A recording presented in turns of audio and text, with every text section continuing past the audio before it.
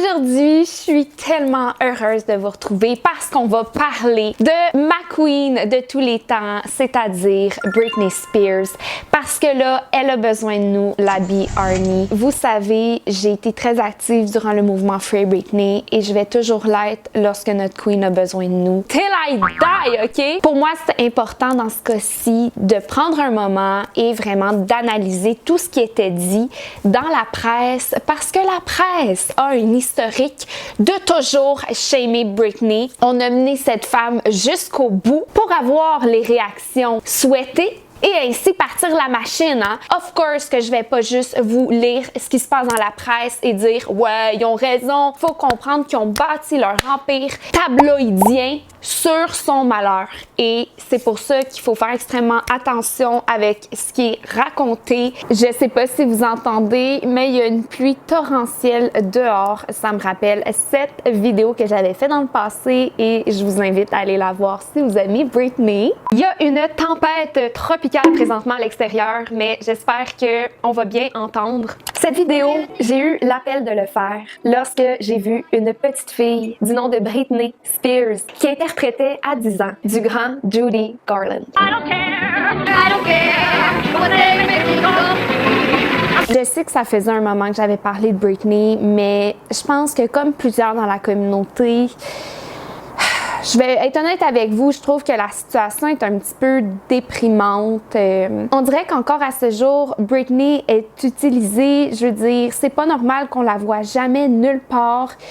Il y a beaucoup de mystères entourant le cas et je pense que comme plusieurs personnes dans le mouvement, il y avait peut-être un genre de découragement de pas trop savoir où se situer. Quand c'est rendu que des gens espèrent juste de voir le mugshot de Britney pour être sûr qu'elle est toujours là, je peux comprendre. On va avoir la chance de parler de toute cette affaire de DUI, donc de Driving Under the Influence, la grande nouvelle qui a fait le tour des médias récemment. On va y aller comme suit. J'ai énormément de notes. Quand je vous dis que j'avais besoin d'un moment pour analyser la situation, bien, me voici. En fait, le timing est très intéressant de cette situation-là. On parle du 4 mars. Britney aurait été arrêtée. Donc, littéralement, quelqu'un aurait appelé et on ne sait pas qui aurait appelé la police. On aimerait savoir. Now, yes, there's a dispatch audio going around, but that's something interesting I'm finding that they do a lot. They won't release the actual 911 call, but they'll release the dispatch call. I want to know who called 911 and pressed green button. That's what I want to know. Ce serait intéressant, je trouve. Souvent, on a accès aux appels 911. Dans ce cas-ci, on n'a pas eu droit à ça.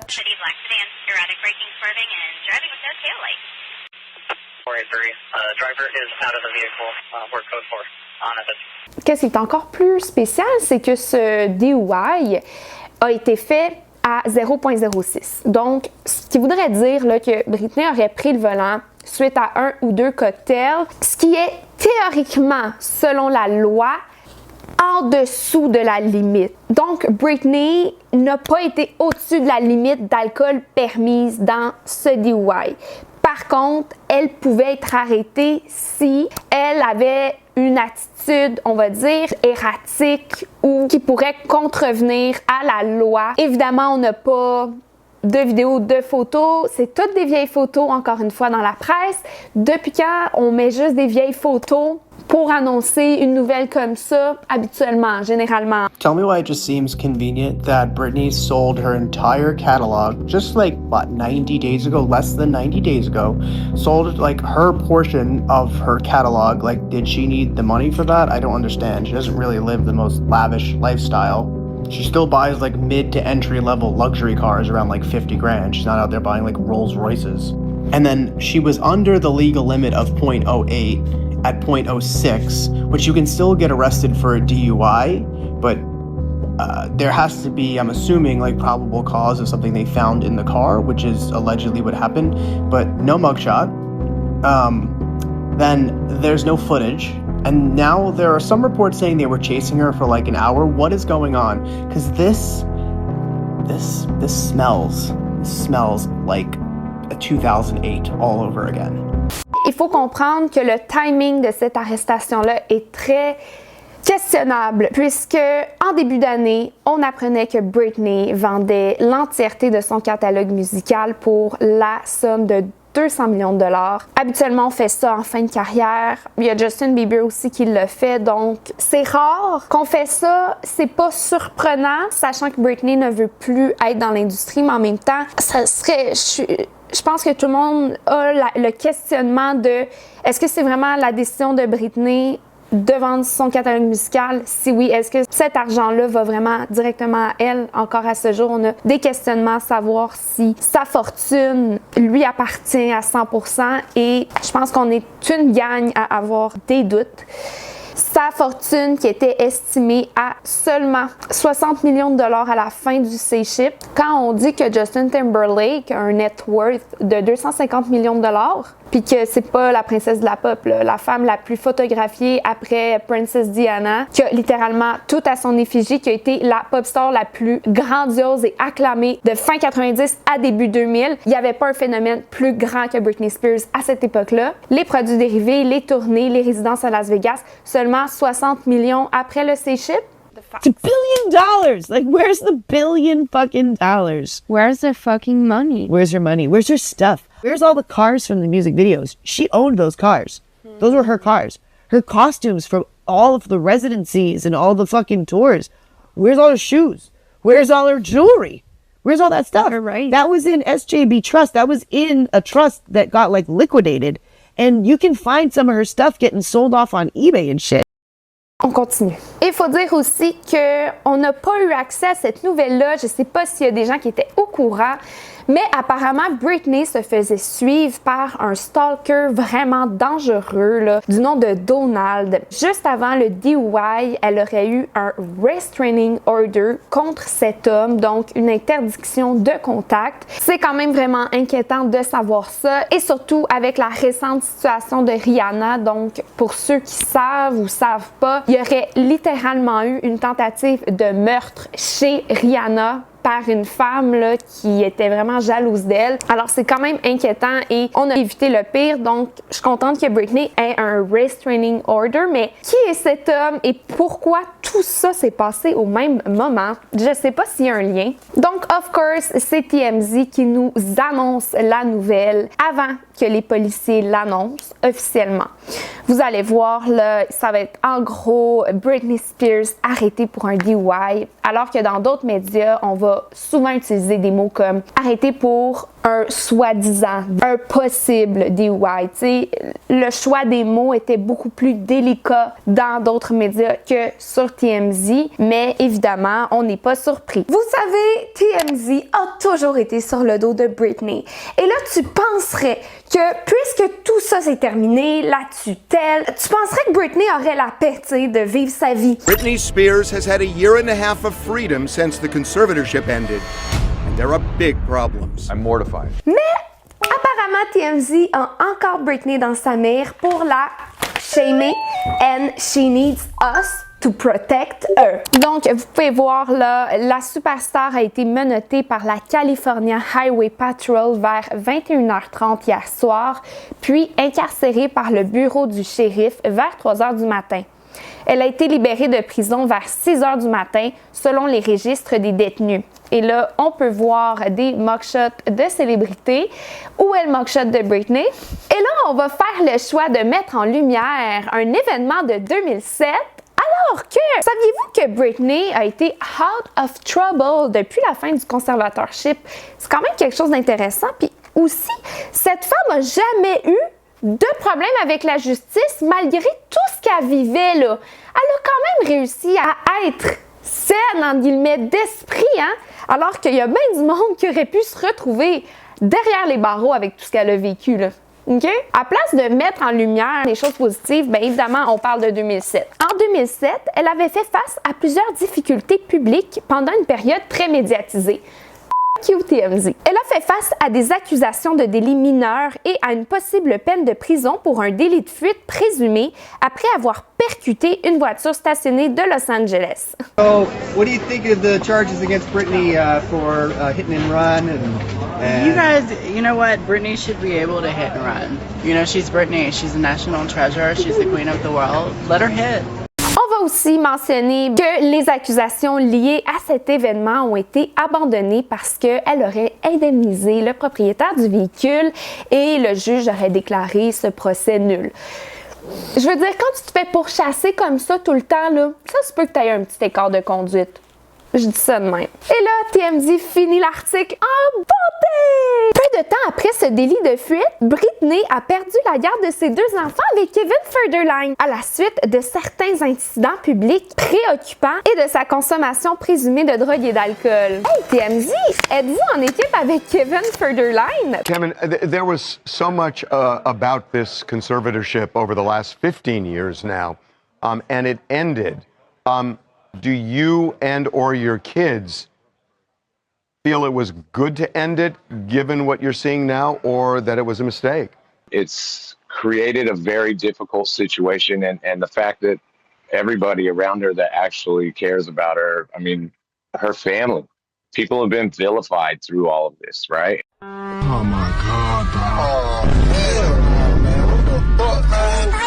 Get your ass. Ensuite, TMZ va pas se gêner de lancer des articles Britney qui aurait possédé de la drogue dans son véhicule. Donc vraiment des allégations gratuites. Et se serait retrouvé que ces pilules dans la voiture étaient en réalité une prescription d'Adderall, une médication pour le trouble du TDAH. Et d'ailleurs, dans The Woman in Me, elle nous avait dit que la seule addiction qu'elle avait, c'était à l'Adderall. Puis une addiction, c'est une médication. Elle va mentionner ne jamais avoir consommé de cacahuètes, de cocaïne, d'héroïne, rien de tout ça. C'est drôle parce que, encore à ce jour, les faits relatés dans le livre coordonnent beaucoup avec la réalité. Que Britney a dit la vérité. C'est juste dégueulasse. On va même mettre de l'avant que cette médication d'Adderall, Britney irait la chercher au Mexique, donc elle serait possiblement mixée avec des choses. C'est triste parce qu'après, les gens qui voient ces nouvelles-là se font une idée, ça alimente cette machine de Britney aurait dû rester en conservatorship, il aurait pas fallu la libérer. Vous comprenez? Et c'est vraiment horrible parce que dans un des articles de TMZ, là, je me rappelais, je pense que c'est dans celui là, qui va possiblement faire de la prison. Ils vont parler. Britney était tellement émotionnelle derrière les barreaux. Elle criait beaucoup durant ce processus. Et je peux juste pas imaginer qu'on choisit d'écrire ça, sachant très bien tout ce qu'elle a vécu, à quel point ce genre d'événement-là doit tellement la trigger puis lui faire peur. Anybody who knows anything about Britney's story knows that police, hospitals, that's all very triggering for her. Police have not released Britney's blood alcohol content, but of course TMZ has sources and claimed that Britney's was below the legal limit at 0.06. Again, if you know anything about Britney's story, you know that she was in a hospital when her dad and Lou Taylor allegedly went to the courthouse and got her into a conservatorship. Donc, bien évidemment, le manager de Britney Spears, Kate Hudson, je sais qu'il y en a beaucoup dans la communauté qui le connaissent, là, et on trippe pas toutes, là. Quand on a des amis comme Kate Hudson, qui a besoin d'ennemis? C'est un incident malheureux qui est complètement inexcusable.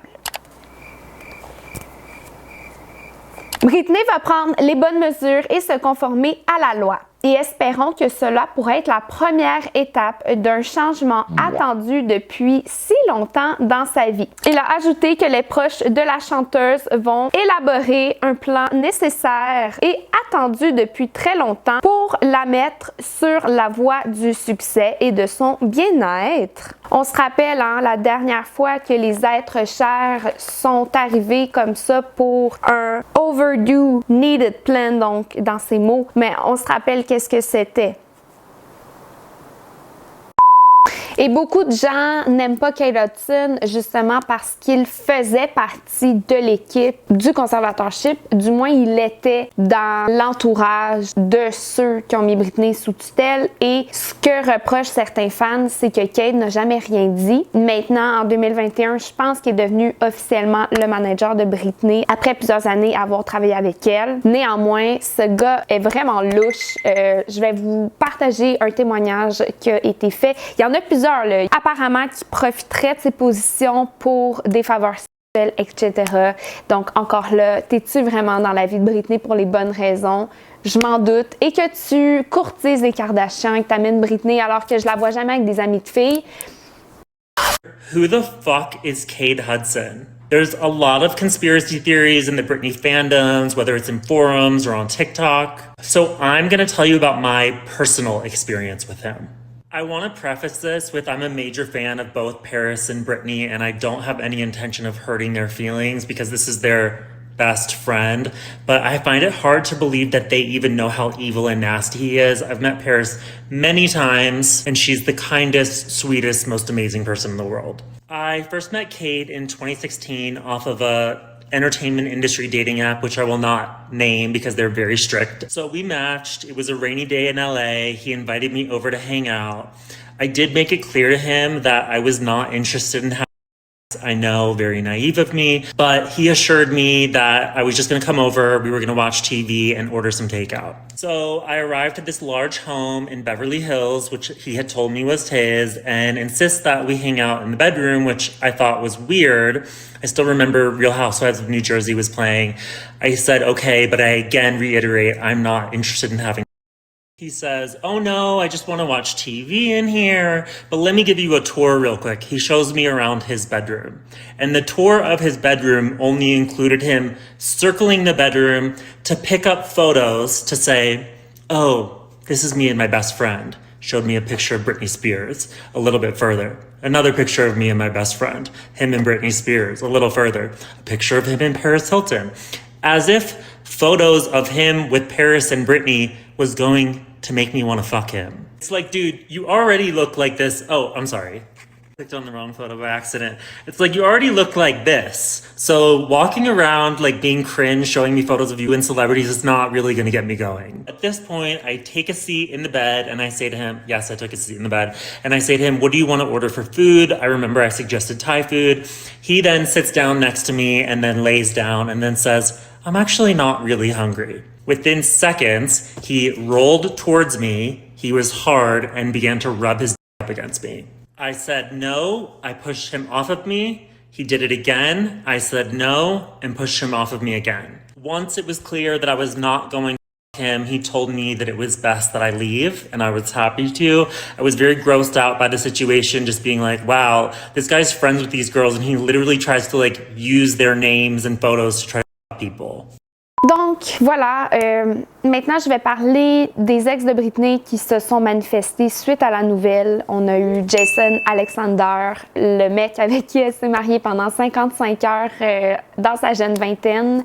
On a eu Sam Asghari aussi, qu'on sait pas si on doit aimer, mais dans cette situation, j'ai pas le choix de lui donner des fleurs parce que merci, Sam. You know, I'm always going to be in the corner and support her. It's always going to be inspirational for what she's gone through, what she's made. She's American royalty, and she's a treasure for America. We don't, like I always say, America doesn't have, royals, but she's definitely a pop star and a pop icon. So I'm always going to support her, knowing her as a person. I know she's a strong woman, and I'm super sensitive to her situation because I've been with her for 7 years, and I know what it takes to fight this everything. I just want the press to give her some privacy that she deserves. I do have to ask you about Britney Spears, your ex, back in the headlines today because of this DUI arrest last night. A, were you surprised to see that news? And B, what would your words to her be right now? You know, my focus has been on the Iran situation because this was such a huge situation that basically deserved my full attention. And as it goes in my past, I cannot skip the past. I celebrate the past. And I think everybody makes mistakes and everybody deserves privacy. If we learn from history, we have to understand the press could hurt somebody recovering from a situation like this. But I'd like to stay focused on the situation because it is bigger than everything right now. And I'm fully responsible to be focused on that. Sam Asghari, je suis vraiment heureuse de l'entendre. On a besoin de gens qui back Britney en ce moment. Par contre, on a des Kevin Federline hein, qui sont pas capables d'en revenir. Donc, Kevin Federline qui a énormément profité du conservatorship, qui même dans les médias défend cette idée que Britney avait besoin du conservatorship pendant toutes ces années. Encore là, il va en parler. Là. Kevin Federline rompt le silence sur l'arrestation de Britney et se demande si c'est un incident isolé. Quote, Kevin espère le meilleur pour Britney et si de l'aide est nécessaire, il espère qu'elle ne la refusera pas, ni ceux qui essaient de travailler avec elle. Comment tu peux truster les gens qui travaillent avec toi lorsqu'ils t'ont rendu esclave pendant 13 ans pour se remplir les poches, lorsque tu n'avais même pas le droit de t'acheter un café sans demander la permission, de conduire une voiture, de pouvoir avoir un enfant ou non? Évidemment que ça peut être difficile de truster les gens qui veulent travailler avec toi. La préoccupation est de savoir si c'est simplement un incident isolé ou s'il y en aura d'autres. Et pendant que les autres ex de Britney ont beaucoup plus de compassion, d'empathie vis-à-vis sa situation, faut savoir que Kevin Federline, c'est pas surprenant sa position peut-être plus conservatorship team. Il vient de lancer là, une genre d'autobiographie. You thought you knew. Vous pensez que vous saviez. Hey, ils sont forts hein, sur les autobiographies dans cette famille-là. Les choses que j'aurais dû dire. Donc, avant sa sortie, Kevin Federline va décrire son bouquin, que je n'ai pas lu d'ailleurs, comme étant un livre extrêmement intime et honnête. J'ai réalisé mes plus grands rêves. J'ai fait face à un chagrin d'amour écrasant. Et oui, comme si c'était toi la victime dans l'histoire, Kevin. Et j'ai enduré des moqueries constantes, tout en devenant le père dont mes enfants avaient besoin, alors qu'ils vivaient des turbulences émotionnelles incessantes. Ben, félicitations d'avoir été un père dans cette histoire-là. Par contre, les turbulences émotionnelles incessantes, c'est un reproche? Te fait quoi pour aider? Si vous vous êtes déjà posé des questions, vous trouverez des réponses ici. Puis, il va clairement insinuer à sa façon que le mémoire de Britney est pas vraiment vrai. Parce que il va dire ceci. Si les garçons veulent la vérité, c'est dans mon bouquin qu'ils vont la trouver, hein. Donc, dans son livre, on va vraiment constater qu'il veut faire ressentir aux gens là, que c'est vraiment Britney qu'il voulait. Tu sais, typique d'un gars narcissique là, qui veut démontrer que c'est elle qui courait après lui. Là. Il va faire vraiment un lavage de linge sale dans ce livre-là. Il va accuser son ex-femme d'avoir priorisé son fils aîné, d'avoir make-out avec une autre femme pendant qu'il était avec lui, qu'elle ne s'était jamais remis de son épopée avec Justin Timberlake, qu'il était contre le mouvement Free Britney. Bruh. On a tout pigé là-dedans, c'était le fun dans ce temps-là! Parallèlement, on apprend que tu as de la misère à rembourser tes cartes de crédit, hein? C'est normal que tu vas dire que le conservatorship, c'était fabuleux. Ou va accuser Britney d'avoir fait de la cocaïne pendant qu'elle allaitait un des enfants. Bon, est-ce que c'était un événement isolé? T'aimes ça parler des événements isolés? Écoute, Britney nous a dit qu'elle avait pas de problème de consommation, puis moi je vais toujours croire à sa voix, à ce qu'elle nous dit avant tous les autres. Qu'elle ment pas quand elle dit que la seule drogue de choix qu'elle a, c'est l'Adderall, qui est une médication. Quoi qu'il en soit, c'est un lavage de linge sale dans ce bouquin. Il va pas se gêner, il va même revenir sur l'événement de rasage là, de cheveux. On se rappelle dans le livre, elle nous parlait qu'elle a eu cet événement-là, pas parce qu'elle était complètement zélée, elle en pouvait juste plus. Puis qui aurait mieux réagi que ça?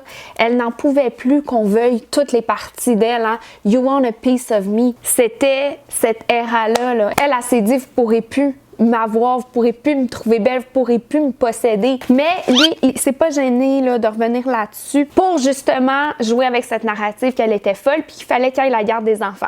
OK? De son côté, Britney, dans son mémoire, là, elle va affirmer que la célébrité a vraiment changé Kevin, puis qu'il faisait souvent la fête pendant qu'elle était à la maison avec les deux enfants, en plus de vivre la vie de la plus grande pop star au monde. J'ai toujours eu ce sentiment que Kevin était juste là pour ses intérêts personnels, d'avoir eu des enfants avec la plus grande pop star du monde, puis après, bye bye! Puis de la façon qu'il parle de comment ça a commencé la relation, pas beaucoup de respect. Puis je suis persuadée que Kevin a déjà pris sa voiture après un cocktail.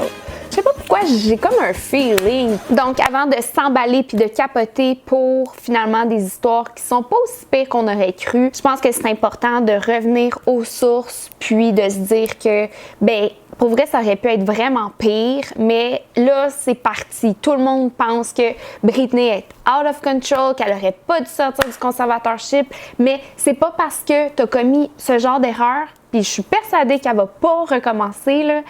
C'est pas parce que t'as commis ça que tu dois être mis sous tutelle. OK? Ça n'a aucun sens. Puis j'espère que vous voyez qu'en ce moment, tout le monde essaie de faire passer Britney comme une personne out of control dans des contextes vraiment douteux, donc vente de catalogue, etc., etc. Il y a beaucoup de mystères encore, là. Où est l'argent de Britney? Britney a été volée depuis tellement d'années avec le conservatorship. Sa manager, Lou M. Taylor, aurait fait tellement de virements louches. Et on va en reparler. Vous savez, j'avais fait beaucoup de recherches sur les dossiers Epstein, l'argent volé du compte de Britney. J'ai fait tout ça, mais on va s'en reparler dans une autre vidéo parce qu'on va trop s'éterniser sinon. J'avais envie de terminer avec un témoignage que Britney avait laissé sur son compte Instagram, si je me trompe pas, en 2022. C'est tellement important et surtout présentement de l'entendre, d'écouter ce qu'elle a à nous dire, d'écouter sa vérité. On l'a tellement censuré, brimé pendant tellement d'années, pendant plus d'une décennie, je veux dire. Elle n'a jamais eu le droit de nous dire vraiment ce qu'il en était. Puis je pense que dans des situations comme ça, c'est important de se rappeler. Parce qu'on passe d'une histoire à l'autre, il y a plein de choses qui se passent, mais il ne faut pas oublier l'essentiel. Il ne faut pas oublier ce que Britney a vécu et que son entourage est tout de même toujours présent dans sa vie. Donc, il faut vraiment faire attention pour pas qu'une autre histoire comme celle-ci se reproduise. Donc, je vous laisse avec l'audio. Sur ce, c'était Dirty Bitch. Je vous adore. Merci la team et on se retrouve très bientôt pour la continuité du dossier. Bye. Completely traumatized out of my mind. I did a TV show called How I Met Your Mother, and then I started working on an album called Circus, and started working away right away. All I do remember is I had to do what I was told. I was told I was fat every day. I had to go to the gym. I had to just, and I never remember feeling so demoralized and just, they made me feel like nothing. And I went along with it because I was scared. I was scared and fearful. I didn't even really do anything. And I had like a swap team and how, like none of it made sense to me. So since that day, I did probably 4.5 tours. I did an album, Circus, Femme Fatale, Britney Jean, and Glory. And then I started doing a Vegas show in Las Vegas. And I did that for 4.5 years. I do remember working, and I got to a point where, you know, because my pride in my 30s, I have to live under my father's rules. And, you know, the dancers are playing and drinking and having fun at nights in Vegas, and I couldn't do anything. And I remember just being like, my performances, I know, were horrible. Like, I even wore wigs, and all the dancers were doing all these nice, sexy head flip turns, and I had conditioner treatment in my hair and like these little caps over my head, and just during a whole show getting conditioner treatments just with wigs on because I was just like a robot. Honestly, I didn't give a fuck anymore because I couldn't go where I wanted to go. I couldn't have the nannies that I wanted to have. I couldn't have cash. And it was just demoralizing. So I was kind of like in this conspiracy thing of people claiming and like treating me like a superstar, but yet they treated me like nothing. Well, for some reason, I started to get a spark back. I remember recording Glory, and for some reason, I think producing and making music, and I went to this little Spanish house, and I got the fire back in my eyes for some reason, and it was at the end of recording Glory, and my son named it, and things started kind of taking a turn because I started getting more confidence just for myself. And I think with confidence, people kind of like, oh, wait, what's going on now? Like, she's speaking up a little bit more, but might not be particularly a good thing if I'd been quiet for 15 years. I think with confidence comes enlightenment, which makes you think better. And that's the last thing they wanted me to do, is to actually be better. Because then, who would be in control then? But it was really tricky because I had to just play this role that everything was okay all the time. And I had to go along with it because I knew they could hurt me. So I'm sitting here like my friends all drinking alcohol and having fun in these parties and had no cash. I literally felt like a nun. My girlfriends from home came to visit me in a spa, and I couldn't even walk into the spa, and they had their feet doing pedicures in the water, and the 3 ices of bottles of champagnes before my show just sitting there. And I wasn't even acknowledged by them, my own hometown friends, when they would come to Vegas. And it was just, it was demoralizing, I will say. You also have to understand it's like, 15 years of touring and doing shows, and I'm 30 years old under my dad's rules. And all of this is going on, and my mom's witnessing this, and my brother is witnessing, and my friends are witnessing it, and they all go along with it. And I'm like, how am I the one working here and doing all this, but I don't get the side things that, the good stuff, I want to be able to play. I want to be able to have fun. Like, none of it made sense to me. Well, the last show in Vegas ended 2017. I went on tour, which of tour I was forced to do, but I was supposed to do a new show. So the new show came along. I rehearsed, I think maybe 4 days ago. I don't really remember, but I went to one of the rehearsals and I said no to a dance move. I was like, no, can we do that? I don't want to do this. And then I just remember everything got really weird and quiet, and all the directors and producers went in the back room and just spoke.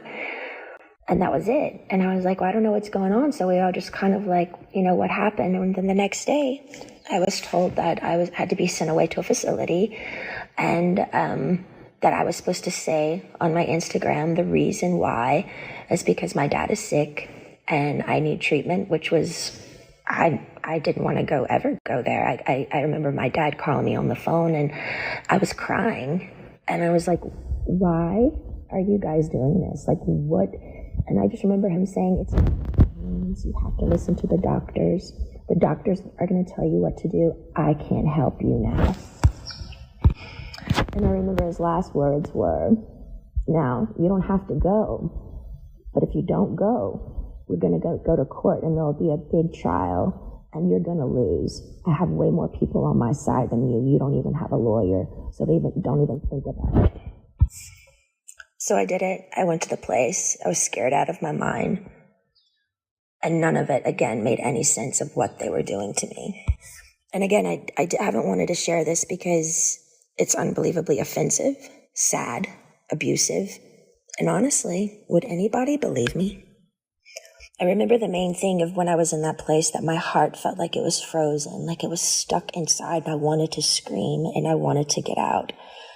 And I think by a needle and thread, it was the breathing peacefully inward that I missed the most. I felt like I was in a state of shock, almost like when an old person feels helpless and they're literally going through some sort of shock treatment and they can't relax their body because they don't have the answers of why they can't have their own keys to their car and put it in the ignition and walk outside, and their own security guards at every door saying they can't go. Sitting down, drawing 6 galls of blood every week. Weak as hell. And then calling, and my family is in Destin at my beach house. It didn't make sense.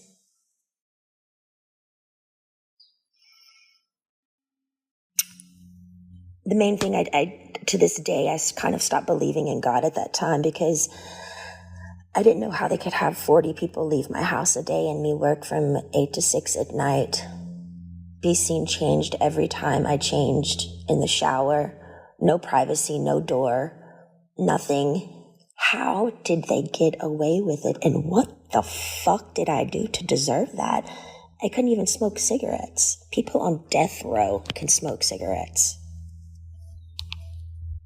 I missed my AA meetings although I was kind of forced to go to AA, and I'm not even an alcoholic, I actually enjoyed it because I thought the people were brilliant. They shared their stories just to share their story, and in a circle of women and men who just are trying to be better people and trying to touch other people. I missed my AA meetings. I couldn't go in. I couldn't have the keys to my car, no cash, no cigarettes, no door for privacy. It changed me, watched me change naked every day. I did work 7 days a week. No weekends were off. They monitored what I ate. From 8 to 6, I work. Sometimes at 9 o'clock, I'd be able to watch a movie. But finally, the owner of the whole facility that I was always texting to try to be able to go somewhere, just get out of the house, that place somehow.